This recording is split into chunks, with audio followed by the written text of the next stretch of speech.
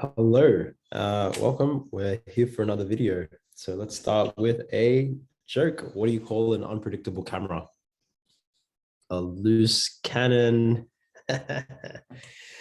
Okay, so let's get into it. Today we're doing induction.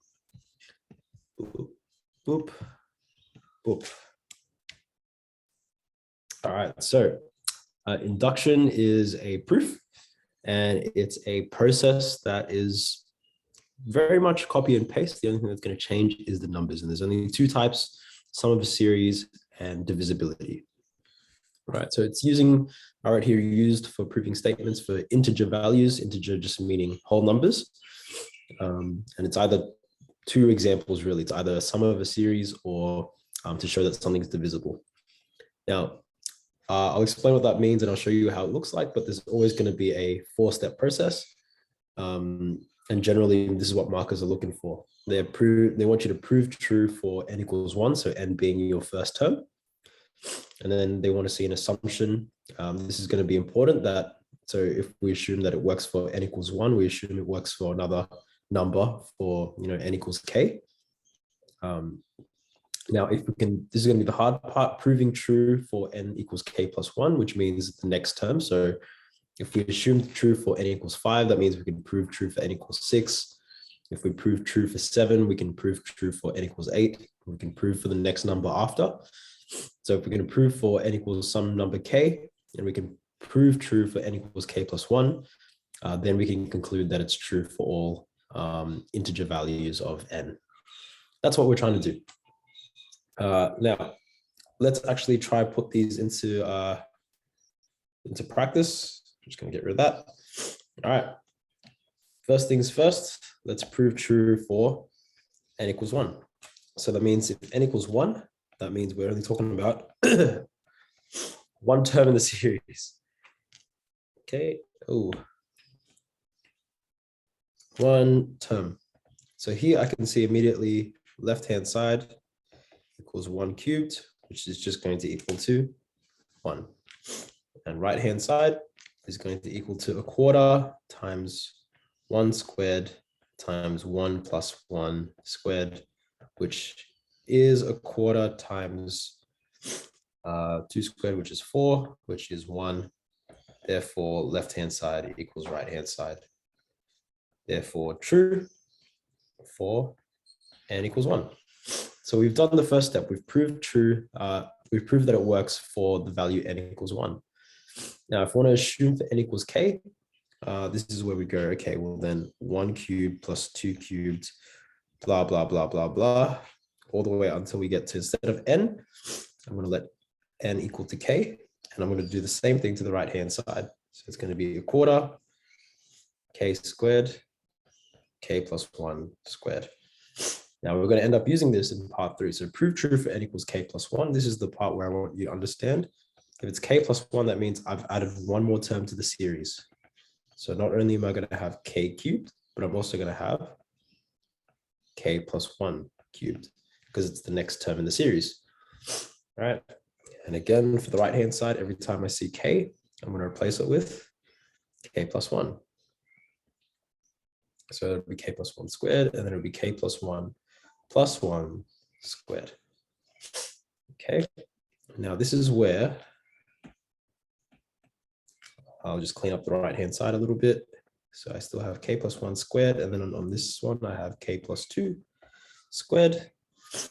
And the left-hand side is still the same. Now, use assumption to help solve. Okay, so what I mean by this is, I know that all the way up until here, maybe I'll use a different color so you can see. I've used this part here, the two colors that I've already used, well done. This part here is the same as that part there, which is the same as this part here. If that makes sense, because they equal each other. So I'm going to replace that. This is a common trend with all your induction questions. You use your assumption to help with your proof. So for that one there, I'm going to replace that section there with 1 on 4, k squared, k plus 1 squared. And then I've got plus k plus 1 cubed should equal to quarter k plus 1 squared, k plus 2 squared. Now I can see the quarter is kind of already looking pretty good, but I'm going to clean this up. And usually it's going to be with, what do you call it? Factorizing. So I can see k plus 1 squared is a common factor. I can see it here and here.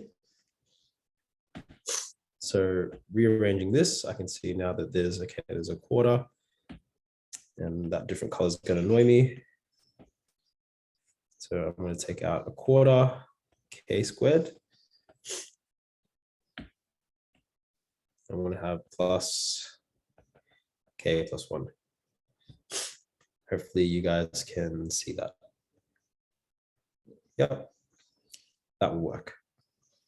Okay, now I'm just going to keep going and make it look like the right-hand side here. Now I can see here that they've actually taken a quarter out.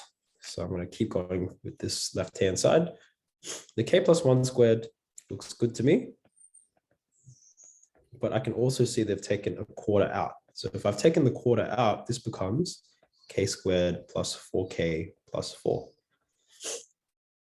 Hopefully you can see that just because I've taken the quarter out to the front. I need to times that term and that term by 4. Okay, so I've done that.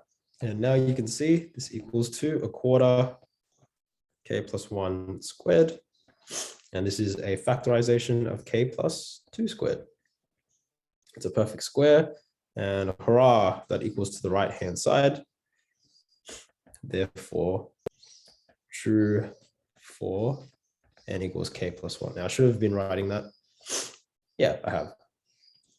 And then your conclusion statement. So if you've proved it for n equals 1, you've assumed for n equals k and therefore proven for n equals k plus 1, then you can conclude. Therefore, you just write true for all n greater than or equal to 1. That should do it. Okay. Now, there's another example that I went through. Maybe I'll just put it up on the screen and I'll let you figure out what I've done. You can pause it on the video. But this is just what happens if they take out another example. Now, the big thing here, I probably should have mentioned before, is a lot of induction banks on your algebraic skills. So if you need to brush up, brush up. But that's what we're working on. It's a lot of manipulation and it's a lot of substituting and factorizing to kind of prove. So that's how we get that. Again, this is the other example. The other one thing that you may need to know is something called sigma notation. It's just a different way that we can write out a series. Sigma just kind of means a sum. So it's the sum notation. It's actually this guy here. That's that. So when you see that weird looking M or E on its side, that's the sigma notation. The bottom kind of tells you your starting point. Your top tells you your end point. And whatever there is what we would call your formula. Okay, so instead of just kind of like showing that to you and wishing you luck, we're going to, I guess this is a question in the textbook. This is how it could look. Okay, now I'm not going to go through the whole thing because it's a long process, but let me talk about just the sigma notation part. So if we talk about the sigma notation part, and I'll use green, how about that? What this really means is I'm going to start at r equals 1. So when r equals 1, it's going to become 1 cubed take away 1. That's your first term in the series. And then if I go to the next one, I'm going to let r equals 2 because it's going to be my next one. I'm going to keep going. I'm going to start at r equals 1 until I end up at r equals n. So this one here is going to be 2 cubed take away 2.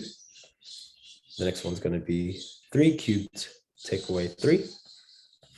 All the way until I get to n, which is n cubed take away n.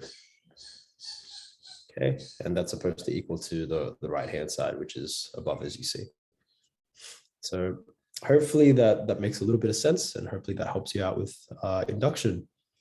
Stay tuned for the next part. All right, see you later. Bye-bye.